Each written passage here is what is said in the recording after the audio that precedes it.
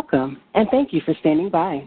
Today's conference is being recorded. If you have any objections, you may disconnect at this time. All participants are in a listen-only mode until the question and answer session at the end of today's presentation. To ask a question at that time, please press star 1 and record your name clearly for question introduction. I would now like to turn the call over to your host, Linda Lee. You may begin. Thank you. Good afternoon, everyone. My name is Linda Lee, and I'd like to welcome everyone to the Exploring Census Data webinar series.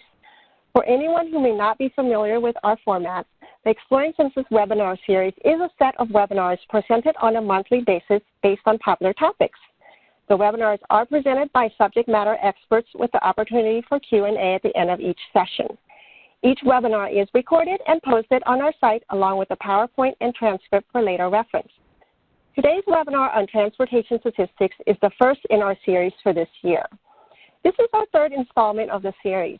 We have all of the webinars from our previous series archived on census.gov, or you can access them using the link provided here.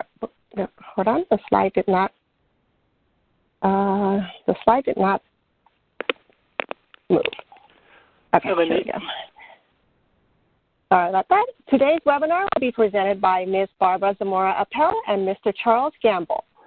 Ms. Appel is a program analyst with our marketing and outreach team with many years of experience in promoting the Census Bureau to include her current capacity in managing activities for the Census Business Builder. Mr. Gamble is a supervisory statistician with our demographic program, the American Community Survey.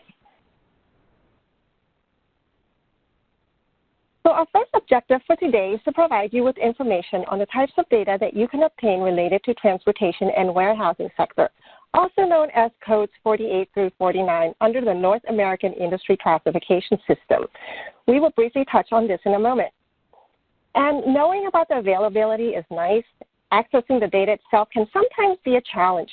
This second objective is to show you how to get the data, and we've included a section towards the end to help you find what you need. Specifically in today's webinar, we will go over a high-level overview of the Census Bureau and the structure of our programs. Then we will dive into the data from our programs with transportation data, so you can see the types of data that you can obtain. From our programs, we will be covering the Quarterly Services Survey, the County Business Patterns, the Economic Census, the Annual Business Survey, and the American Community Survey. After showing you the data, we will go through on how to access the data, and then we'll close out with a Q&A section.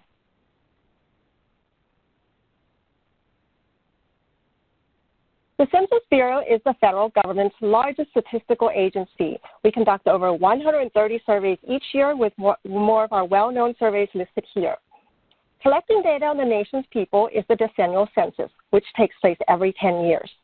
Activities surrounding the 2020 census is currently taking place, and we've provided contact information for you at the end for any questions that you may have on the 2020. The American Community Survey is a program that collects demographic data annually, and in a moment, Charles will dive into more details of this program. For business statistics, the Economic Census is our most comprehensive program, taking place every 5 years in the years ending in 2 and 7. We also have the Census of Governments, which is the public counterpart of the Economic Census. A pyramid is a good illustration of the relationship between time and details from our business or economic programs. We primarily conduct monthly, quarterly, and annual surveys.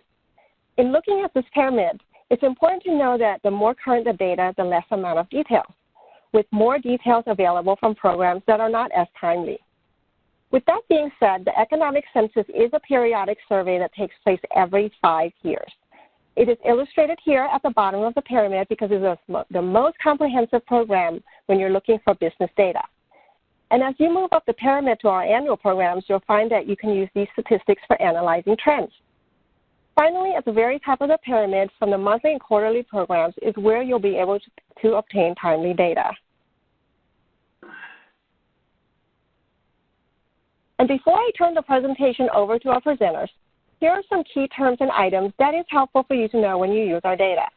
First is the North American Industry Classification System, also commonly referred to as the NAICS.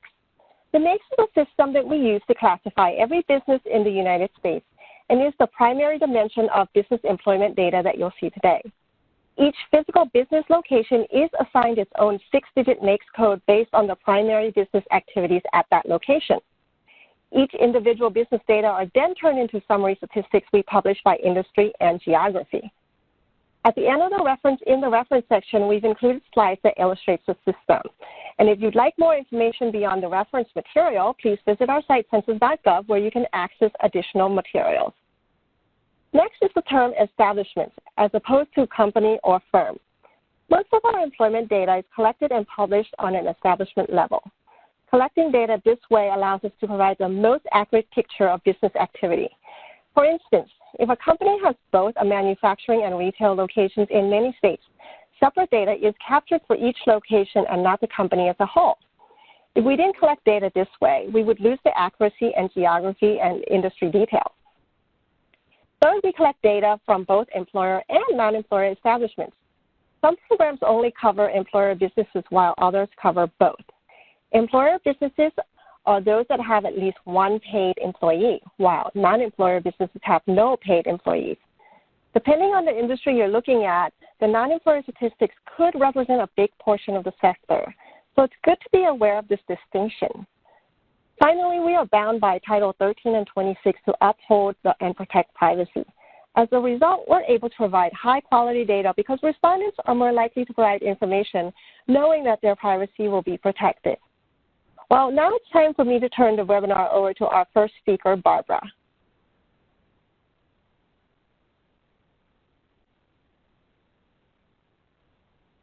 Thank you, Linda. The transportation and warehousing sector, or NAICS codes 48 to 49, includes industries providing transportation of passengers and cargo, warehousing and storage of goods, scenic and sightseeing transportation, and support activities related to modes of transportation. Establishments in these industries use transportation equipment or transportation-related facilities as a productive asset. The type of equipment depends on the mode of transportation, and the modes of transportation are air, rail, water, road, and pipeline. The transportation and warehousing sector distinguishes 3 basic types of activities: subsectors for each mode of transportation, subsector for warehousing and storage, and a subsector for establishment providing support activities for transportation. In addition, these are subsectors for establishments that provide passenger transportation for scenic and sightseeing purposes, postal services, and courier services. Many of the establishments in this sector often operate on networks with physical facilities, labor forces, and equipment spread over an extensive geographic area. Warehousing establishments in this sector are distinguished from merchant wholesaling in that the warehouse establishments do not sell goods. The tabulations for this sector include warehousing establishments that primarily serve other establishments of the same enterprise. There are some exclusions, however. For instance, NAICS 482 for rail transportation and NAICS 491 for postal service, because these subsectors are covered by other federal programs, such as the Bureau of Transportation Statistics. Data on transportation and warehousing is available in quarterly and annual programs, as well as in periodic surveys. This list shows the programs and surveys that have data on transportation and warehousing. As Linda mentioned earlier, monthly and quarterly are small sample surveys that provide the most timely data available. Annual surveys have larger samples and provide the most up-to-date trend data available. Every 5 years, the economic census measures all businesses and provides the most comprehensive data available. In this presentation, we will explore the transportation and warehousing data in the Quarterly Services Survey, County Business Patterns, and the Economic Census. Let's start with the Quarterly Services Survey. The Quarterly Services Survey is a principal economic indicator series that produces, for selected service industries, quarterly estimates of total operating revenue and the percentage of revenue by class of customer, like government, business, consumers, and individuals. The survey also produces estimates of total operating expenses from tax-exempt firms and in industries that have a large non-for-profit component. In addition, for hospital services, the survey estimates the number of inpatient days and discharges. The Quarterly Services Survey, or QSS, is conducted quarterly with the mail-out occurring at the end of each calendar quarter. The survey forms are due 14 days after the end of the reference period. A new sample will be selected every 5 to 7 years. The QSS is released online approximately every 75 days after each calendar quarter. Users can create their own customizable time series trends and charts when visiting their website. The QSS has 12 industry sectors.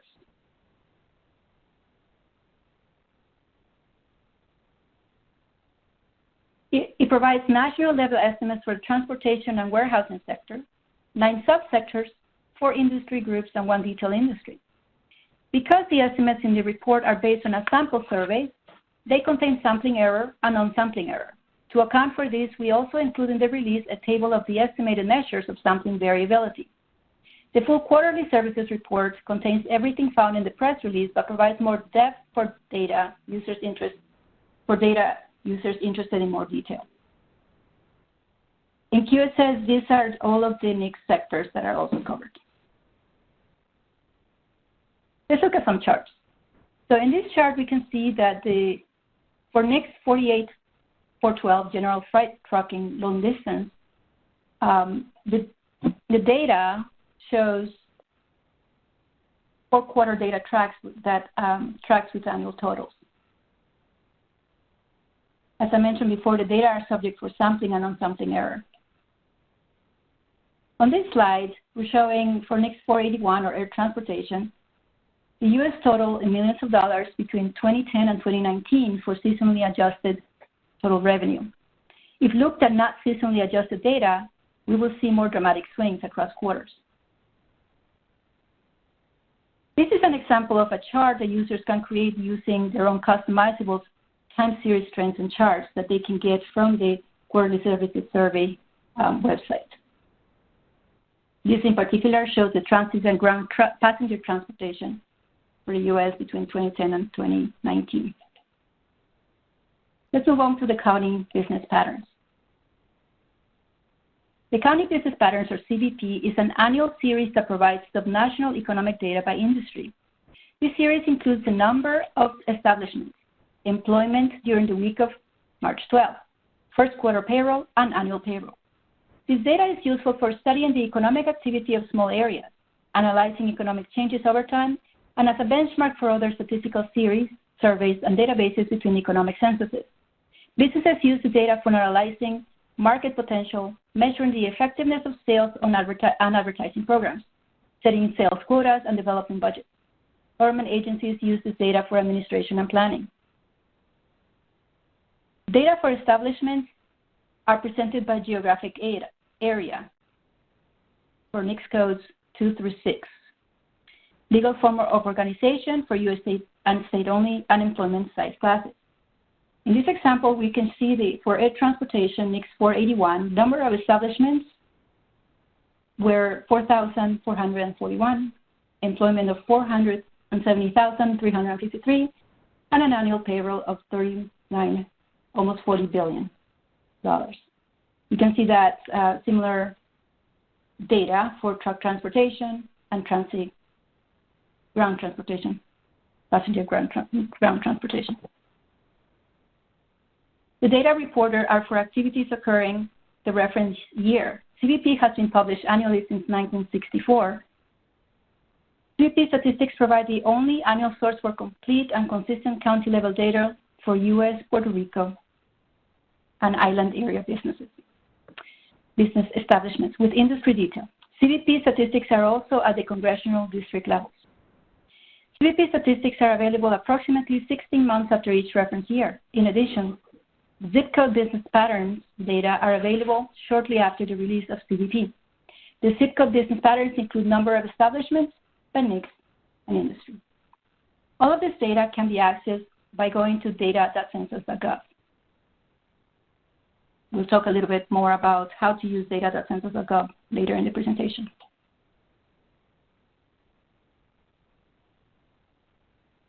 There are more than 1,000 industries that are covered at the 6-digit NICS level by employment size and legal form of organization. 2 through 6-digit NICS code detail is available in this tool for the transportation and warehousing sector. One tip to get you to help you to get data from data.census.gov is to first search for the survey or program by going to the advanced search option. In this case, you would first search for county visit patterns and then add filters to get to the industry and geography that you want. If you're interested to find files for years prior to 1986, you can visit the National Archives to find this data. As I mentioned earlier, data.census.gov is where you will be able to find most of this information. And there are other webinars and more help available should you need to learn how to use this tool. This chart shows the size of the transportation and warehousing by subsector. As you can see, there were 126,986 transportation establishments representing the largest subsector. Though not shown in this chart, the truck transportation subsector had almost 1.5 million employees with an annual payroll of almost $72 billion. This chart shows the establishment's trend between 2012 and 2017. And you can see the growth in this. Let's move on to the economic census. The economic census is our most detailed survey. We publish nearly every 2 to 6-digit NAICS codes with over 200 data variables that include core statistics like number of establishments. That is the number of businesses. The establishment is a business at a single physical location. We publish data on employment, on payroll, and some measure of output of the business, whether that is sales, shipments, receipts, revenue, or work done for the construction sector. We also have detailed sector-specific variables. The only data that is excluded in this economic census is agriculture, or NAICS 11, and other selected types of businesses. Agriculture is published by the U.S. Department of Agriculture. The economic census is unique in that it publishes data at the full nation, state, metropolitan area, county, and even place level. The term place refers to cities, towns, villages, and boroughs, which is sort of a generic term for every type of local community. And it would not only include incorporated cities or municipalities, but it even includes something that we call a census-designated place, or a CDP. We publish in the economic census data on both incorporated cities and on those census-designated places. In the economic census, we only publish data for places of population of 2,500 or more people. So small towns in the United States that have fewer than 2,500 people will not be covered by the economic census. Now, in addition to geography and industry, the economic census also publishes data in 4 different tabulations by business size. That is, the size of the business as classified by employment size and by revenue size. We also classify the business by company size or firm size and by establishment size. An establishment is a single business at a single physical location. In this chart, we explored transportation and warehousing data for the state of Pennsylvania. As you can see here, the general freight trucking long-distance truckload, or NAICS code 484121, had 1,214 firms, 1,415 establishments, and 22,154 employees. We also can see other transit and ground transportation for NAICS code 485999. This chart shows that the majority of people that work in transportation and warehousing sector in Pennsylvania work in general warehousing and storage, followed by school and employee bus transportation. I wanted to add a few other factors that are at the national level that you can find in the economic census. For instance, total employment in the warehousing and the transportation and warehousing sector was 5,040,741 people. And the average annual payroll for employee was 48,687. To see what data has been released by which state, use this interactive visualization. It is updated every week with the most recent data released. And here I'm showing what data has been released as of this past Monday in the transportation and warehousing industry. You can see all of the states that have that data, as well as the percentage of what has been released. Now, for you to be able to see this, you can just do a drop down on this menu, select the sector from the menu to see which states have released data for that sector, just like this. To access the data, you would hover over one of the states to see a pop-up window to view the data for that state and sector in the data.census.gov platform. So it has direct links so that you don't have to do a search from start when you go to data.census.gov. Finally, the donut chart at the bottom right displays the percentage of states released for the selected sector. You can visit this by going to this URL right here. So what's new for the economic census? Well, we know that geographic areas constantly change. The boundaries of counties and places and metropolitan areas change all the time. And we have resources available that help you go into and actually understand those geography changes. For the purposes of this webinar today, we're just going to focus on the second bullet. Well, there's not a whole lot of changes for the transportation and warehousing sector for 2017. Typically, the changes for the next codes often include new codes or change codes or even sometimes deleted codes that where industry no longer has its own existence and that code is now gone. While there were revisions to some industries in 2017, none of those affected the transportation and warehousing sector. This means that users can compare data between 2012 and 2017 and know that those industries are in fact 100% comparable. Before you start making time series comparison though, please make sure that industries you're comparing are comparable.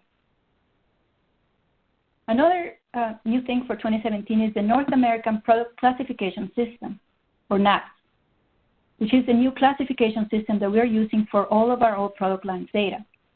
Under NAPS, product lines will now all be publishing on a consistent classification system, which should make combining and comparing data across sectors easier for users. Those data are scheduled for release in November of 2020. And I will encourage you all to go to this URL to learn more about NAPS in general, but also to understand the types of NAPS data that are going to be available for this sector. We also have new disclosure rules in the 2017 economic census. In prior censuses, the number of establishments was published even when the other statistics for an industry and geography were withheld due to disclosure. For 2017, new privacy rules will result in the establishment count being suppressed when less than 3 or when other statistics are suppressed. As I mentioned earlier, data.census.gov is the platform where all of this data has been released to and will continue to be released. We have been creating these fun facts. For the transportation and warehousing sector, we have the fun fact for New Jersey that reported a revenue of $30.9 billion in 2017 with 7,573 transportation and warehousing establishments. We will also have fun facts in the transportation and warehousing sector for Kansas and Louisiana. And you can see this in social media. We've been releasing our local area or the geographic area statistics release since January. And we will flow all the way through November of 2020. The data are released on a flow basis by sector and by state. I mentioned earlier, I encourage you to visit the website for the most up-to-date information and data releases. The annual business survey. The ABS is a mandatory survey that it is a joint collaboration with the National Science Foundation. It replaces the survey of business owners, the annual survey of entrepreneurs, along with another one of our programs called the Business Research and Development and Innovation Survey for Microbusinesses.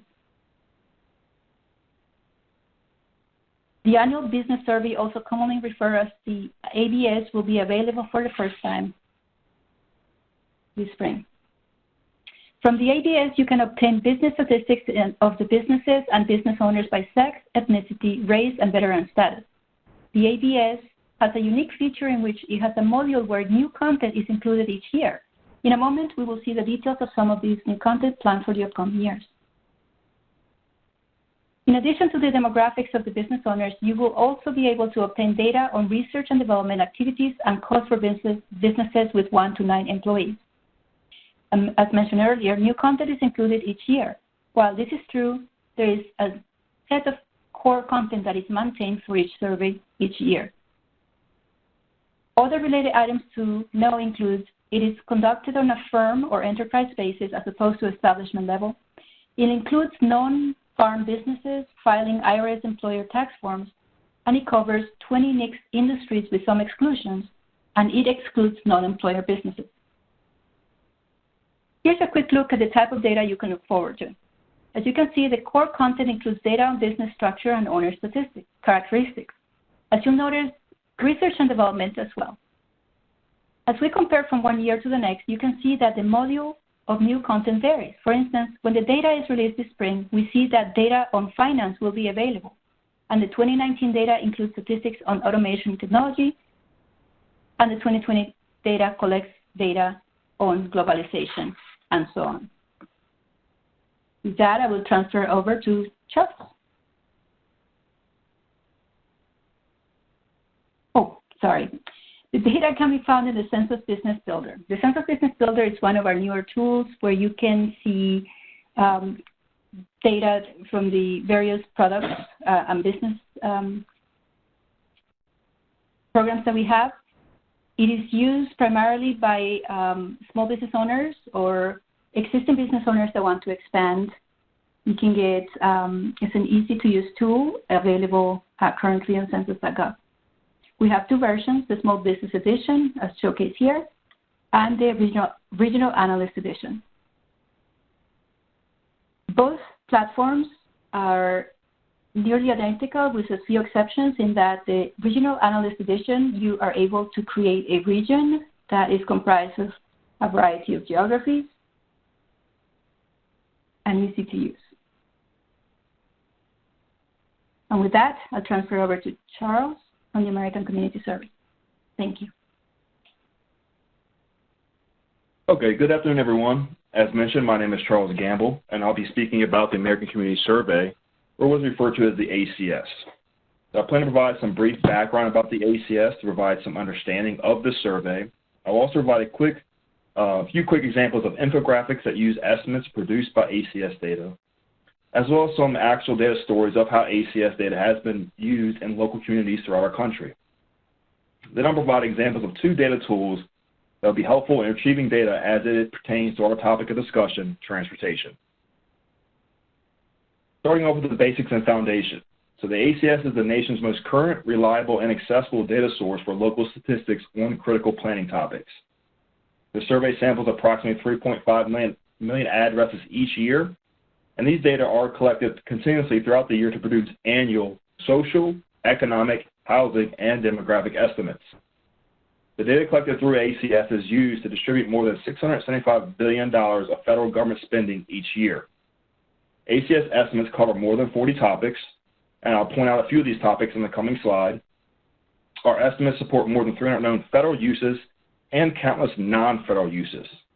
Examples of some programs that use Census Bureau data to determine funding include Department of Health and Human Services for their medical assistance program, as well as for their temporary assistance for needy families and for their Head Start program, as well as the Department of Transportation, which use our data for highway planning and construction and their federal transit formula grants. And these are just a few programs that actually use ACS data. The Census Bureau releases 3 different sets of data estimates in regards to the ACS each year in the form of our 1-year and our 5-year period data sets, as well as our 1-year supplemental estimates. And I'll get into a bit more detail about these data products on a coming slide. To provide a quick piece of information on the history of the ACS and its evolution, the ACS itself was once part of the decennial census, the 10-year census, and was referred to as the long form. As the 10-year decennial census came and went, there became a demand for more accurate and consistent social, economic, and housing data, which ultimately led to the full implementation of the ACS in 2005. The ACS now collects data each year that was once collected by the long form each decade. And so as you can see here on the right-hand side of the screen, you can view some of the data from, our data examples from the ACS as it relates to transportation. These estimates were pulled from our most recent 2018 data release, released just last fall. So we can see for commuting, there are just over 121 million vehicles used, and this number is broken down by which sex is using those vehicles. Also, you can see estimates as it pertains to transportation as an occupation.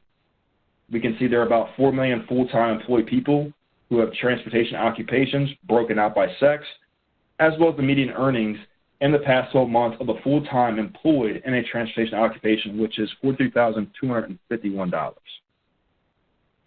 So the content collected by the American Community Survey can be grouped into four main types of characteristics, so social, demographic, economic, and housing.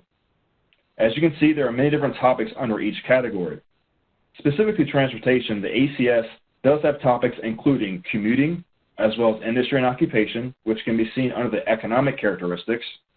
And under the housing characteristics, the topic of vehicles could also relate to transportation, as the ACS provides estimates on the number of vehicles available by household and or by workers to a household.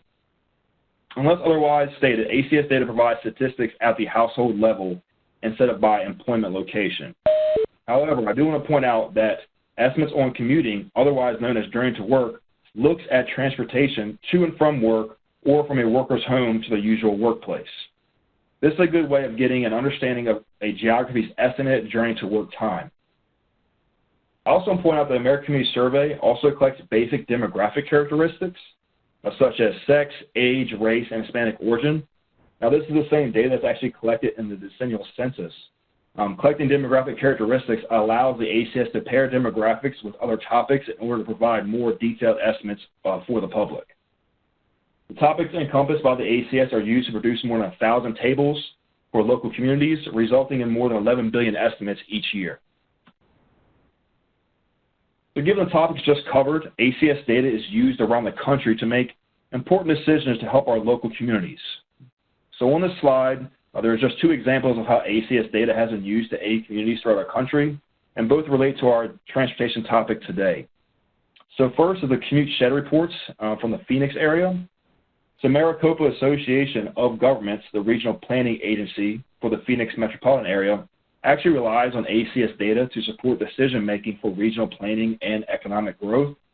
This agency uses ACS data to create commute shed reports, which show the area from which workers can commute 30 minutes or less to a given location. Now, these reports actually take into effect 100 key locations throughout the Phoenix area.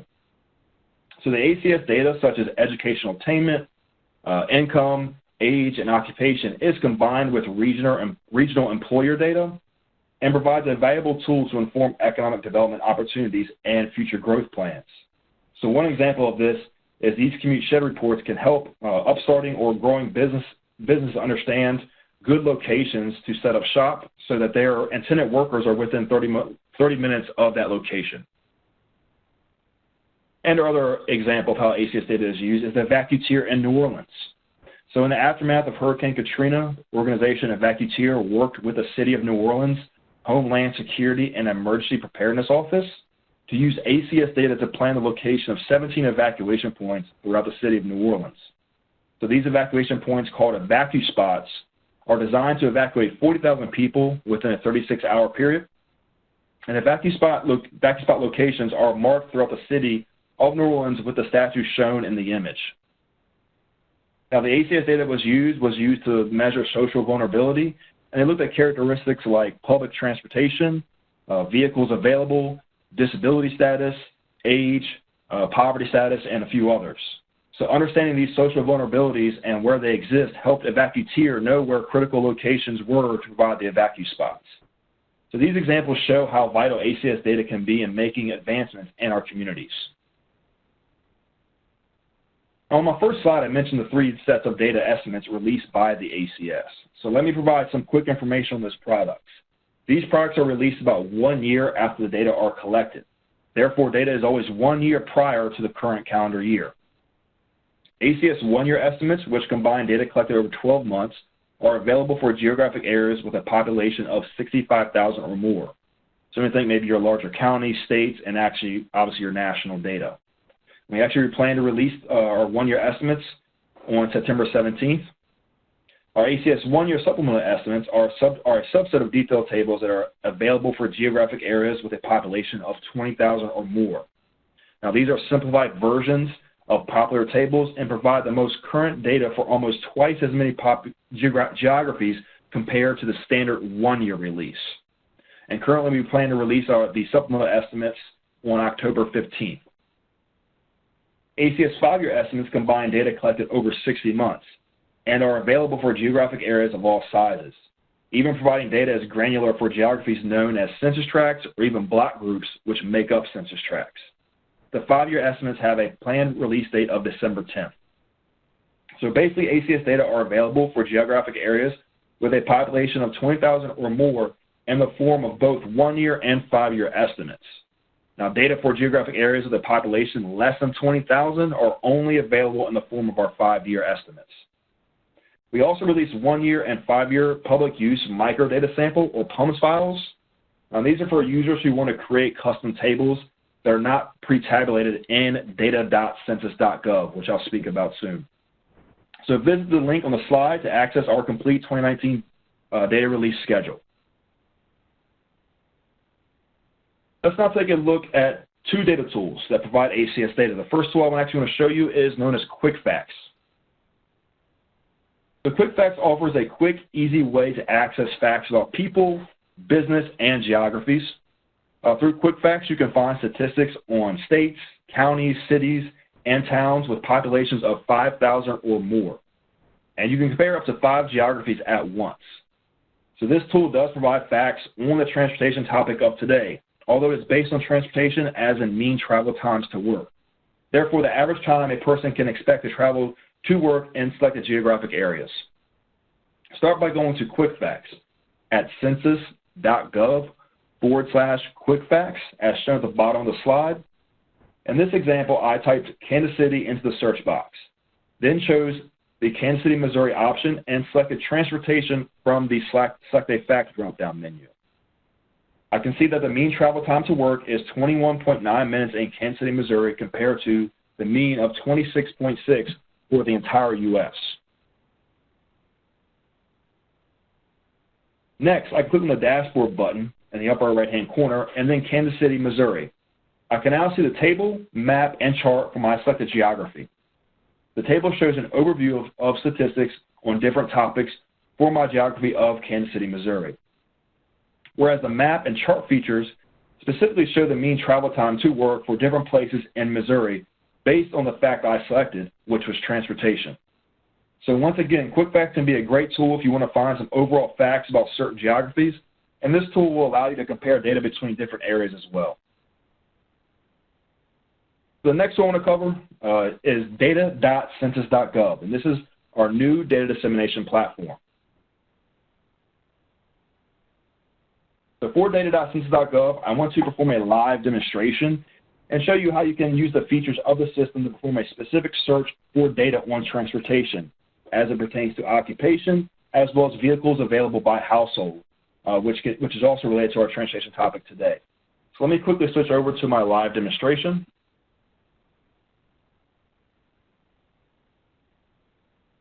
Okay, so here is the home screen of data.census.gov. So from here, you can search the bar using the search bar, or to type in specific words or even specific table IDs of tables that you are more interested in. And yes, each table has its own table ID, and I will show this as we move forward. So this is the main search bar right here. But for today's example, I'm going to use the advanced search feature. So I'm going to go ahead and select advanced search. I can now narrow my search by topics, geography, years of data, etc. I will select topics. Then I'll select employment, and then occupation. And as we can see down here, it now gives us the occupation in our selected filters toolbar. Now I can simply select search.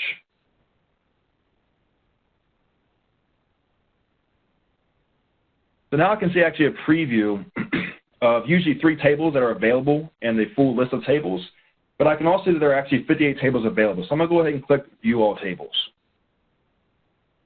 This screen will now provide me a list on the left-hand side of all 58 tables, as you can see here, as well as the preview of the table selected on the majority of the screen. So as I select the different tables, the majority of the screen will update to give me a preview of that table to show me exactly what I'm looking at or what is available within that table. So this is a great way to browse through tables to verify the table provides the data you're actually looking for. So from this list, there's a specific table that I feel will be helpful for a transportation topic. This table is titled Occupation, by sex for the civilian employed population 16 years and over, which is right here. So it's already selected. And now I can select Customize Table. So once selecting Customize Table, I can fully view the table, and scrolling down, I can see the number of civilian employed 16 years and over working in transportation occupations, which is shown just to be over 6 million. Yep, right here. Okay. So this table is broken out by male and female. So as you can see at the top of the heading of the table, it is broken out by male and female, as you can see here, as well as provides the percent by sex that make up the transportation occupations. From the Customize screen, I can also change my product year and select between different data estimates, either 1-year or 5-year estimates. So if I go up here, click the chevron, and you can see how it breaks it down between my data year, and then I can select between my 1-year and my 5-year estimates. So earlier I spoke about the differences between these data products. I will change my data product to the 2018 5-year estimates, as this will provide the most current and accurate data. So please remember that the 1-year and 5-year estimates provide data for different levels of geography. So for example, if I wanted to change my geography to the specific zip code, I would need to change my data set to the 5-year estimates. The 1-year estimates would not provide any zip code level data. So please reference back to the slide I provided earlier that had the actual data releases and dates, and also by the population size. Another important item I want to point out is the table ID I mentioned earlier. So up top here of this page, or this table, you can see the table ID here. And once you find a table you like, you can always remember the table ID and simply enter that table ID into the search bar on the home screen and search it, and it will take you right to this table. Now, another great feature, moving back into geography, is I can actually change my geography from the toolbar on this table. So I go to Geography, and I can filter, let's say I want to filter by states. So I'm going to go ahead and click State, and I'm going to do all states in the United States. Now, if I wanted, I could select specific states that I would like to look at, or you can select more than one if you'd like, but I'm going to do all states, and I'm simply going to click Close. And you can see now that all states, that the table actually updated with all states, and I can see all the states listed here across the table. Now, I do want to note that you can actually search states from the beginning in your advanced search feature, and you could do it the same way we did here. You would just click that geography feature, and you could go through whatever geography you would like to look at data for, whether it be state, county, zip code, certain places, etc. The toolbar also offers other options, such as our download feature. As you can see here, I'll go ahead and click on it. And download feature will allow you to download the table for the years that you would like, in either the 1-year or 5-year. So I could simply just change this if I want the 5-year, or let's say I wanted both, or just the 1-year. I can click through different years as well. It will actually download the table in CSV format. And also, if you would like, let's say I just want to pull this transportation information, I can left-click and hold to highlight the cells and drag across. And I could simply then right-click, copy the cells, and then paste them into an Excel spreadsheet of my liking. All right, so that's our first live demo. I want to provide just one more live demo. So I'm going to provide this live demo on vehicles available based on number of workers in a household. So first, again, we could use the search bar. If we could type in specific words, keywords, or a table ID, but I'm going to go ahead and use the advanced search feature to refine my search. I'm going to clear my filters to make sure my old search, there's nothing lingering. I'm going to click Topics. I'll then go to Housing, Occupancy Characteristics, and then I'll click on Transportation. I'll go ahead and search. So now, once again, it's going to give me a preview of 3 tables. I'll see there's 23 available. I go ahead and click on View All Tables. If I wanted to, I could select one of these, but I'm just going to go ahead and show you the View All Tables view again. So now you can see all the tables here, listed all 23, with the actual preview on the main part of the table as well. The table I actually want to show you is titled Number of Workers in a Household by Vehicles Available, which is right here. So the table will upload in the preview screen. I can go ahead and click Customize Table to open it full screen. And on this table, you can see that it breaks it down by no workers, 1 worker, 2 workers, or 3 workers. 3 workers or more. And under each heading of number of workers in a household is the number of vehicles available to those workers. For example, we can see there's an estimate of around 45.4 million one-worker households, which is right here. And of those, there are 20.3 million households with 1 vehicle available, which is right here. So this is just one table providing estimates regarding vehicles available. There are many more. So as shown in the first demo, from the customized screen, you can change your product year, once again, to the 1 year or 5 year. So I go ahead and update it to the 5 year one for the most accurate data.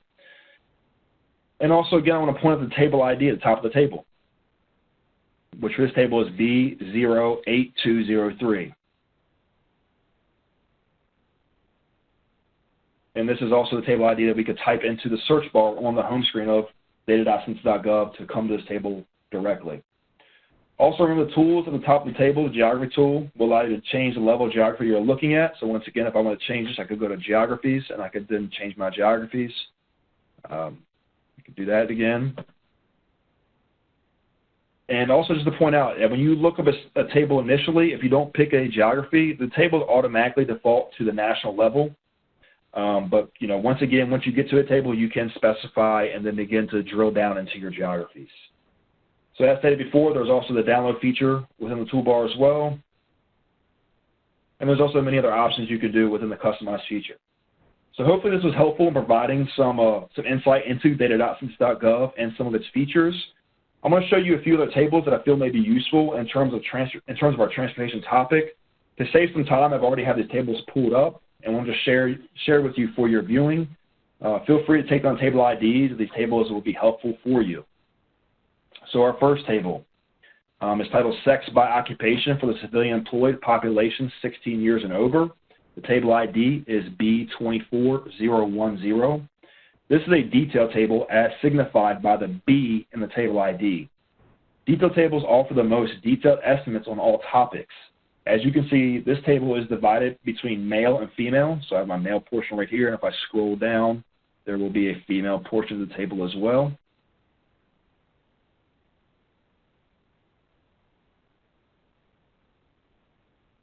Here's the female portion.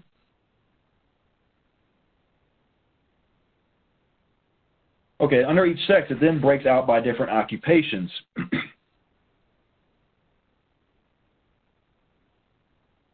So our transportation data can be found under the production, transportation, and material moving occupations header. So I'll scroll down to the male section just to show you. So here we are, productions, transportation, and material moving occupations. And then right here, I can see the listing for transportation occupations. So from here, it gives us more specific types of transportation occupations. So we have air, rail and water, bus drivers, so on and so forth. So this data is the same provided in the female section below. So if we were to scroll down, it'd be listed out the same way for the female section. It gives you the estimated number of workers in those occupations. Now, the next table I want to provide you is simply titled Occupation by Median Earnings in the Past 12 Months for the Civilian Employed Population 16 years and over. Table ID is here again, B24011. And this is another detailed table which provides the median earnings by occupation in the past 12 months. So viewing the table, we will find transportation occupation near the bottom of the table. Yep, there it is. And you can see that the median earnings for the 2018 was $35,715. So this is actually our 5 year. So if I were to change this to our 1 year, you would then see the first number I was first stating, the 36,434. Now the estimates change because you're pulling in different sizes of geographies within the 5 year estimate and the 1 year estimate. So just remember the 5 year estimate is more accurate. So if that is available, that is something that I like to use when searching data. So this wraps up our live demo portion. I'll move back over into our PowerPoint.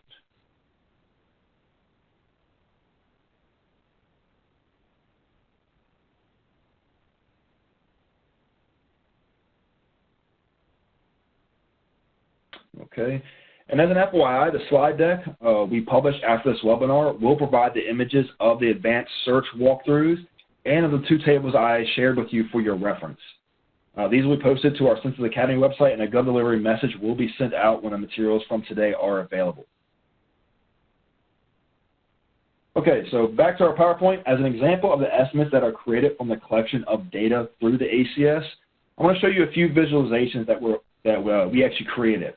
These visuals show insightful statistics and contain interactive features that allow you to select specific geographies.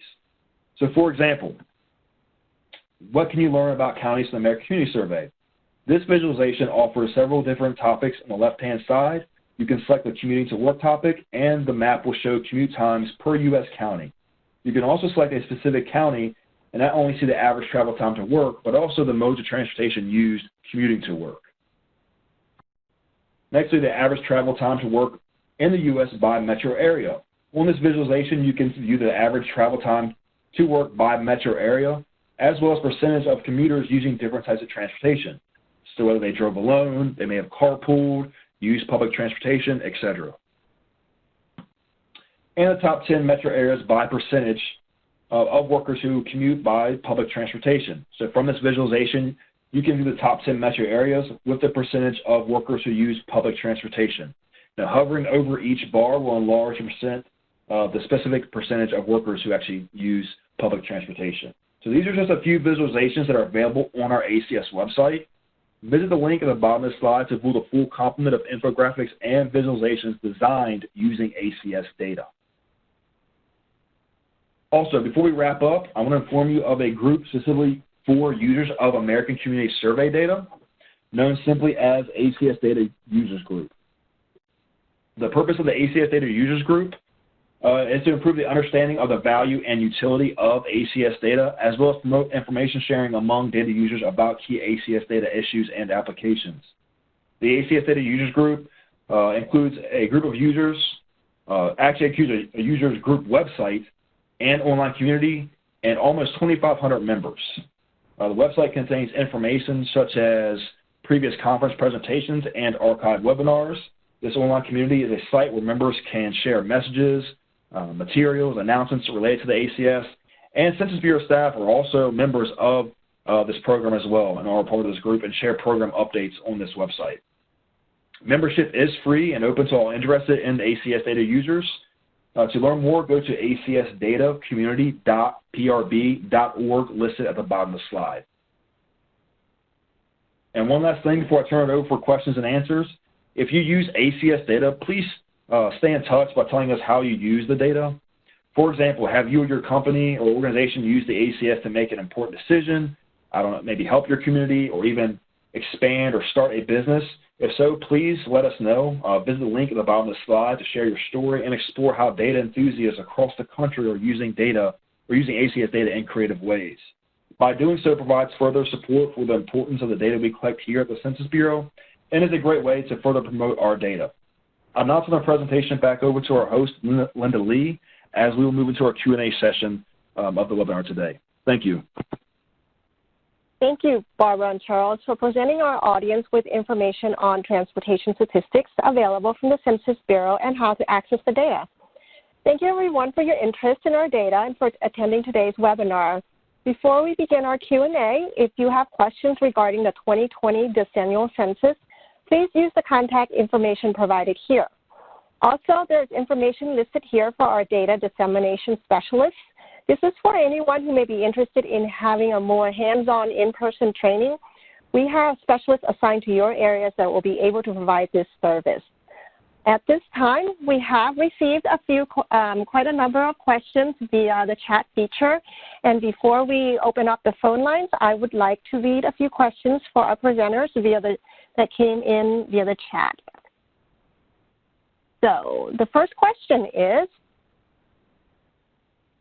for the QSS, would the ground passenger category include the local bus services? for example, DC Metrobus, as well as rapid transit commuter bus services, and could those categories be extracted with their own NAICS code? Hi, this is Katie from the Quarterly Services Survey. I'm calling in. I hope everyone can hear me okay? I'm just checking our website real quick. We don't go down to a super close level of detail, so I don't know off the top of my head if we have the commuter buses covered, but I'm looking real quickly. If you go to our website, www.census.gov/services, you'll be able to see our full publication tables and be able to cross-reference with our NAICS codes. Okay, so we can actually move along to the next question, and if anyone has additional questions on this question, go ahead and please send us an email and we can provide more details. I do have a question for the ACS. Where can I access cross-tabulated ACS data? Hi, this is Gretchen from the Census Bureau from ACS. Cross-tabulated ACS data. All of our tables are available on data.census.gov. That's a good place to start. Great, thank you. And one more question before we take phone calls from our operator. Are the fulfillment centers of e-commerce retailers considered warehousing establishments? It depends. If they actually have the goods there, then yes. If the center is more where they process the order, but it is shipped out of another location, then no. And I just wanted to add something about the QSS. The commuter buses are usually in the Gov's data, not necessarily in QSS. It does not go down to that level. Great, thank you, Barbara. At this moment, operator, do we have questions queued up? Thank you. And at this time, we will now begin our question and answer session. To ask a question at this time, please press star, then 1, and record your name clearly for question introduction. Again, to ask a question at this time, please press star 1 and record your name clearly for question introduction. One moment, please, to see if we gather questions. Our first question line is now open. Hi, I was not clear on the difference between firms and establishments, as was noted in, I believe it was Barbara's portion of the presentation. Yes. So for firms, a firm can exist in one location or have many locations. And the establishment is a business at a single physical location. Okay. That makes sense. Thank you. You're welcome. Our next question line is now open. Hi, thank you very much. Just following up on that response, I think, from Barbara, I didn't hear you properly. Where did you say I could find about the transportation, passenger transportation data? Did you say Gov? We do have other surveys, like the Census of Governments. Uh-huh. And some are subcontracted, so they would be covered by QSS, but not at the level that it was asked earlier. Okay, so that's interesting. I've never seen that in Census of Gov. I'll look in there. Thank you. You're welcome. Our next question, your line is now open. Hello, I'm just curious, would it be a smart idea to plan out like future transit routes using the census data, like to areas that are underserved currently despite a lot of job openings for warehouse jobs in the area? Is this Absolutely. Okay. Thank you. And our next participant pressed star 1 to ask a question but was unable to record their name. If you've pressed star 1, your line is open. Again, Hello? If you press star 1, please, yes, your line is open. You may ask your question. Yeah, could you give us the link for where the recording and slides will be available for those of us who couldn't get in on WebEx? Hi, this is Greg. At census.gov, at the top of the page, there are some menu items. One of them I believe, doing a quick check here, says Explore.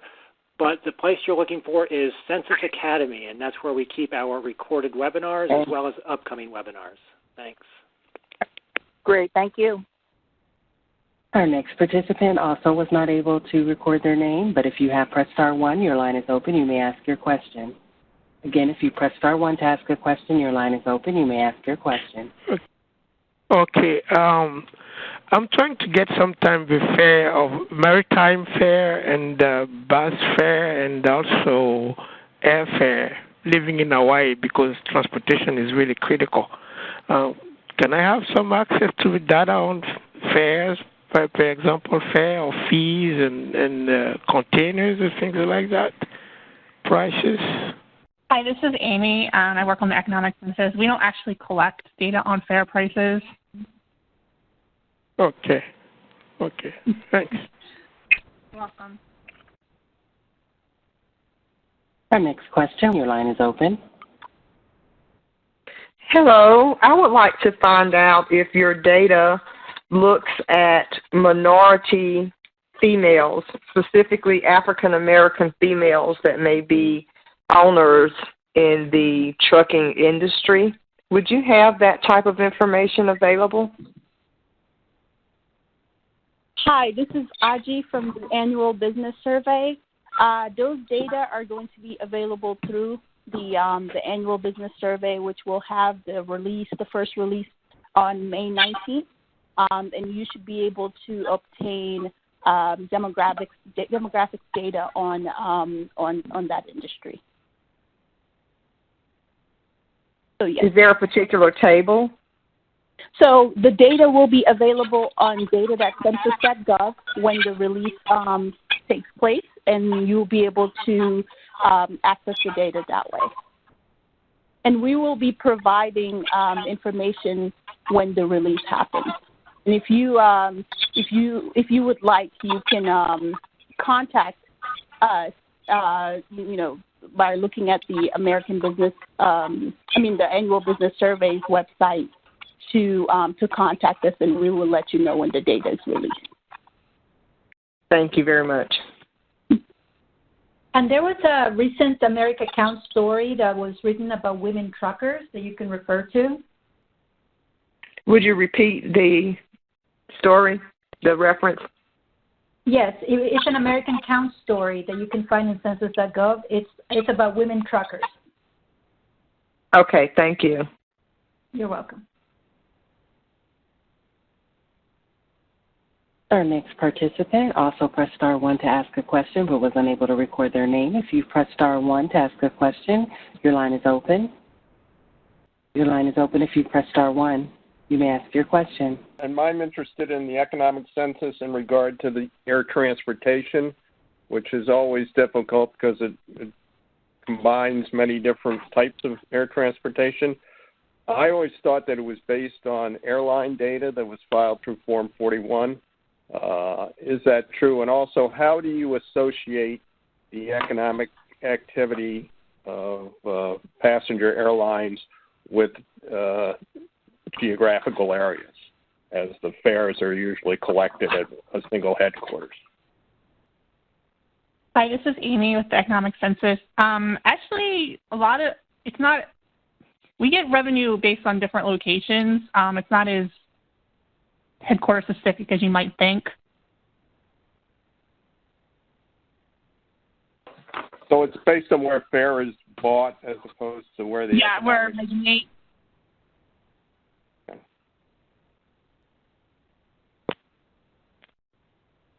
The data is collected separately. The fares are allocated by the companies to each location. And currently, I show no additional questions at this time. I wanted to thank you, everyone, for attending today's webinar. And if there are any additional questions, please feel free to use the contact information provided on this slide. Feel free to give us a call or send us an email. Thanks again, and have a great day.